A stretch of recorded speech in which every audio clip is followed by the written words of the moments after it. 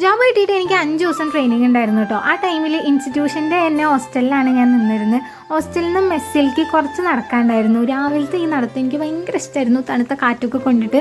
പിന്നെ അവിടുത്തെ ഫുഡും അടിപൊളിയായിരുന്നു കേട്ടോ. അതൊക്കെ കഴിഞ്ഞിട്ടുള്ള ഏറ്റവും എക്സൈറ്റിംഗ് പാർട്ടാണ് ഒരു ദിവസത്തെ ഈ ഒരു മാങ്ങ വറുക്കൽ. എന്തോരം മാങ്ങ ഉണ്ടായിരിക്കും അറിയോ, ഉണ്ടാവും ഒരു കേടും ഇല്ലാണ്ട്. അതും നല്ല ഭംഗിയാണ് കാണാൻ. അതൊന്നും അവിടെ ഇട്ട് പോരാൻ തോന്നില്ല. അപ്പോൾ ഒക്കെ പെറുക്കി കൊണ്ടുവരുന്നിട്ട് ഒക്കെ കഴിക്കാൻ വയ്ക്കായിട്ടില്ല ഇനി. അപ്പോൾ ഞാൻ എന്ത് ചെയ്യുന്നത് വെച്ചാൽ അങ്ങനെ ചെത്തി വൃത്തിയാക്കി എൻ്റെ ചുറ്റുപാത്രത്തിലിട്ടിട്ട് എൻ്റെ കൂടെ ഉള്ളവർക്ക് കൊണ്ടു കൊടുക്കും ഞാൻ. അതാണ് രാവിലത്തെ എനിക്ക് ഏറ്റവും എക്സൈറ്റിംഗ് ആയിട്ടുള്ള ഒരു പാർട്ട് ഉണ്ടായിരുന്നത്. അത് കഴിഞ്ഞാൽ പിന്നെ നേരെ ട്രെയിനിങ്ങിന് പോവും.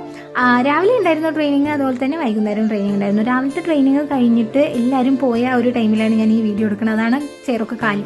അതൊക്കെ കഴിഞ്ഞിട്ട് നല്ലൊരു അസല് മഴ പെയ്തു. ആ മഴ കണ്ടു നിന്നു. പിന്നെ മെസ്സ് പോയി ഞങ്ങൾ ഫുഡ് കഴിക്കാൻ വേണ്ടിയിട്ട്. അപ്പോൾ അത് ആ മഴയത്ത് നല്ല ചൂട് ലഞ്ച് അടിപൊളിയായിരുന്നു. അത് കഴിഞ്ഞ് നേരെ ട്രെയിനിങ്ങിന് കയറി. അന്നത്തെ ട്രെയിനിങ് സക്സസ്ഫുള്ളി കംപ്ലീറ്റ് ചെയ്തതിന് ശേഷം ഞാൻ നേരെ ഹോസ്റ്റലിലേക്ക് വന്നു.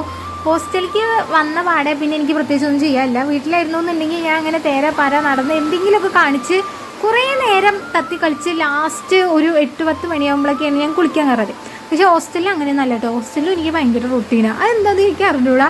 ഹോസ്റ്റലിൽ ചെന്നാൽ പിന്നെ ഞാൻ നല്ല കുട്ടിയാണ്, ഭയങ്കര മെച്ചുവേർഡൊക്കെ ആയിട്ട് ഭയങ്കര ഒരു ഡെയിലി റൊട്ടീനൊക്കെ കീപ്പ് ചെയ്യും. വീട്ടിലാണെന്നുണ്ടെങ്കിൽ ഒക്കെ കണക്കാം.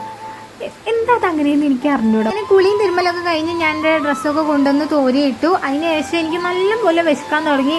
അപ്പോൾ ഞാൻ രാവിലെ പെറുക്കി വെച്ച മാങ്ങ ചെത്തിയിരുന്ന് കഴിക്കുകയാണ് ചെയ്തത്. അപ്പോൾ ഇങ്ങനെയൊക്കെയായിരുന്നു എൻ്റെ ട്രെയിനിങ് ഉണ്ടായിരുന്നത്.